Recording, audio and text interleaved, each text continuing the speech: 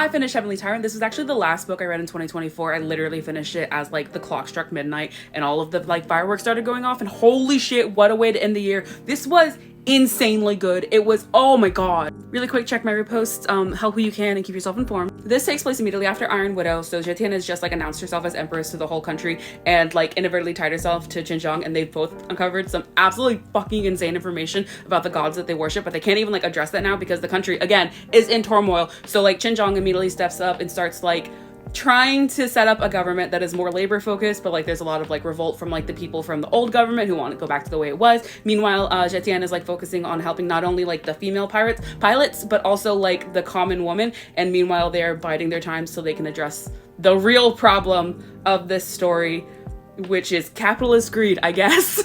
I'm not gonna lie, I was really worried about this book because I've read a couple of books right now where the sophomore slump is insane.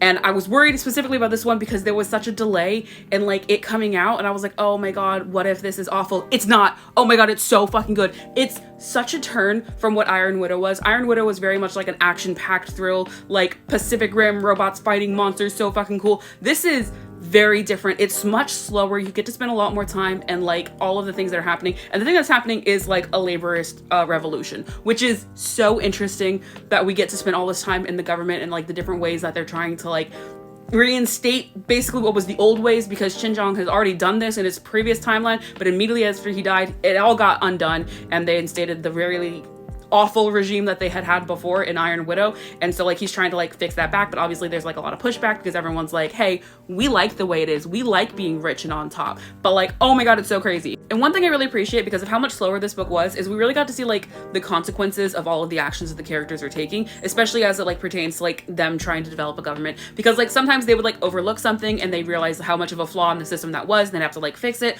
or they would try to set up a system and then like realize that people's own personal greed and cruelties were like affecting it in a way that they hadn't like foreseen, so they'd have to change it again. And that was really interesting because I felt like in the first book we were really missing out on like any kind of like consequences, mostly because it was going so fast, but also because like Zetian was like not focused on the consequences so much. She was like, I need action and I don't care how it goes. But in this one she's like, my actions have huge consequences, not only to herself, but to like other women and to other people in her situation, being like poor rural people. And it was so interesting to see her like learn that lesson and to like kind of like learn it alongside her, because she is like incredibly uneducated. She can't even write, but she's like uncovering this stuff and like learning it. I really liked learning beside her, and I liked how like deeply entrenched it was in the politics of it all, which is crazy coming from me because we all know I'm really stupid when it comes to that shit. But the way it was written in here was so interesting, and it kept my focus, and I was like, it was like a chess game, but like in a fun way. I don't even know how to explain it, but it was so good. And the reveals, oh my god, I can't even, like, the shit that got revealed in this, the way all of the characters were like maneuvering around each other, and like, oh, I can't even say anything because I don't want to like spoil anything, because this is like a wild ride that you just have to read on your own. It was so good. There was times I was screaming. I had to put the book down and like comprehend what the fuck I had just read and what it meant for like past actions. It was so crazy. And like to the very end of this novel, there was still shit getting revealed, and I was like, holy fucking shit. It was crazy, and like I don't even know how to feel about any of it, but like it has been stuck in my head ever since I read it, which I know was only 8 days ago, but like holy shit, I just can't stop thinking about everything that happened in this. It was amazing. And the relationship between Zetian and Xinjiang is so unique because she hates him so fucking much, but she is also drawn to him in a weird way, the kind of same way that she was drawn to like Li Shimen and like his power and like everything he could do.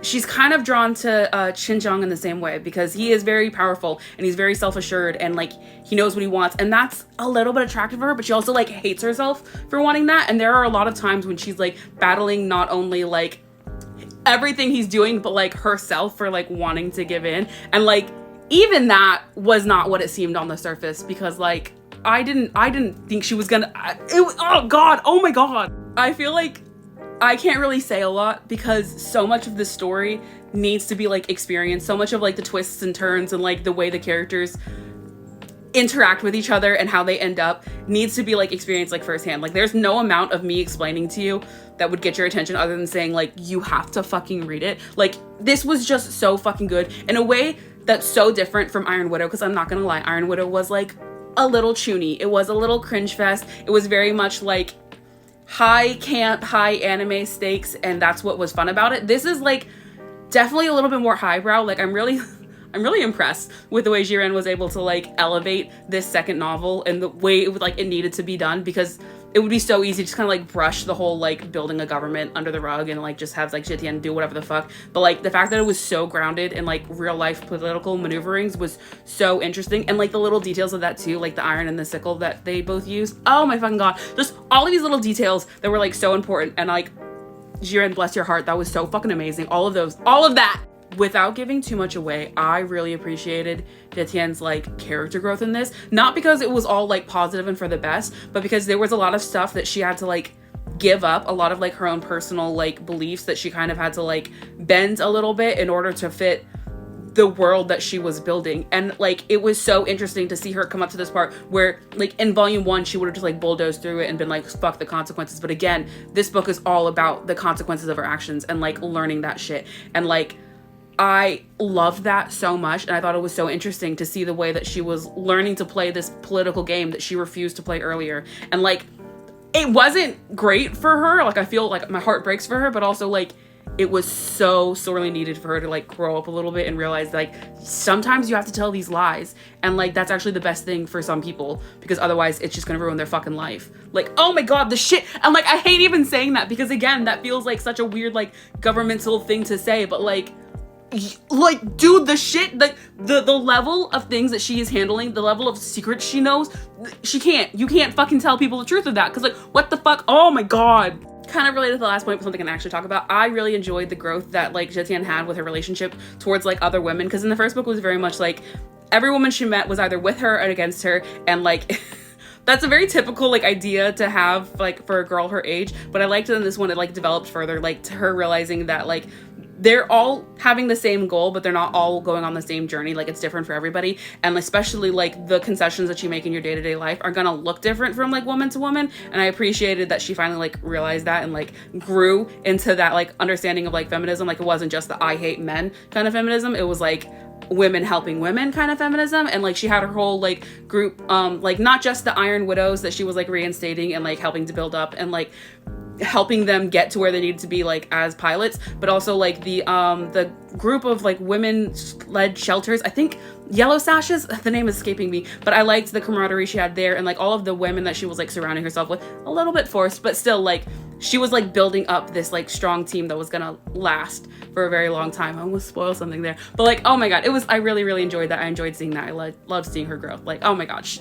Obviously this got 5 stars. There's something else I could have given this in terms of like character growth, expansion of the world building, the plot progression, the plot twist. Absolutely brilliant book. 5 stars, 10 out of 10. I loved everything about it. Like it was just so good, and there were so many really interesting things that happened, and I specifically really like the way that it was expanding on the typical idea of like teenager overthrows the government, but like typically the teenager is like a figurehead, but in this case like no, she actually is the government. The consequence of her actions is that she has to start ruling the government, which was like crazy, but so well done in this. Absolutely fucking love this book. Oh my god. In conclusion, read this book. Absolutely please read this book. Read this if you read the first one and you thought I want this to be like a little bit more highbrow because this is gonna get you there. Read this if you want like an enemies to lover situationship that makes you scream at the book. For the love of God, do not kiss that man. Read this book if you also want to scream at the book. He said what? He said what? Dude.